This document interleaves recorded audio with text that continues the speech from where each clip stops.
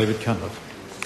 To the Minister of Communications and Information Technology, would he indicate his agreement to a further extension, if it were required, to the report back date for the Telecommunications TSO Broadband and Other Matters Amendment Bill?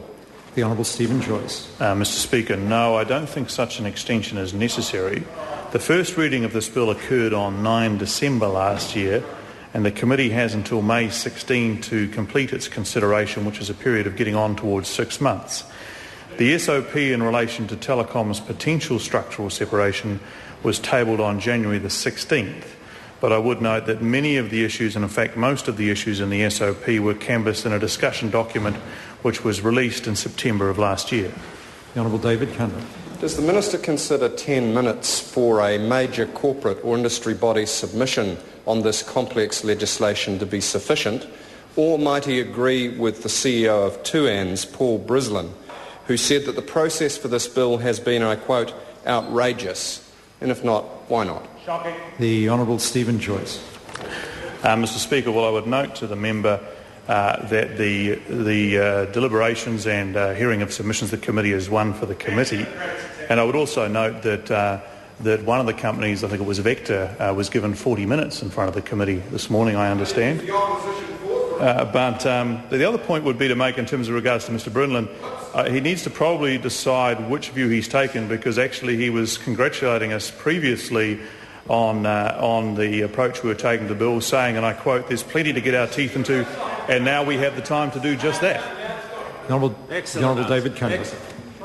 To the Minister, has he been involved in any way, either directly or through his staff, in communicating to government members of the Finance and Expenditure Committee or their staff in relation to the process for oral hearings on the bill, and if so, on approximately what dates and to what end?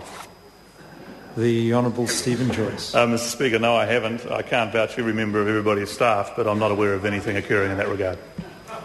The Honourable David Cunliffe. Mr Speaker, does he agree with Telstra Clear's Chief Executive Alan Freeth, who claims that the hearing process for oral submissions on the Telecommunications Amendment Bill is, quote, a democratic farce, and that not enough time has been given to speakers to adequately articulate a position, and if not, why not?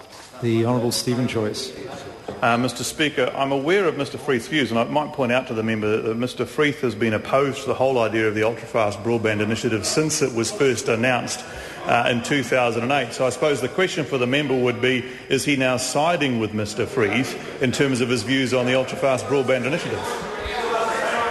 Mr Speaker. Supplementary question. The Honourable Mr David Speaker, Cunliffe. does the Minister agree with Vector Chief Executive Simon McKenzie, who warned the Finance and Expenditure Committee just today that the consequences of the SOP and the truncated partisan process of the bill will increase regulatory risk and investor uncertainty, and that will be priced into upfront bid costs? And can he then explain to the House why his process is costing the taxpayer potentially millions of extra dollars when that money could be sent to Christchurch? And before I call the Minister to answer it, of course, the Select Committee process is not the Minister's process, but insofar as the question can be answered by the Minister, the Honourable Stephen Joyce. Mr Speaker, obviously I wasn't at the Select Committee to hear whatever it was that Mr McKenzie is said to have said.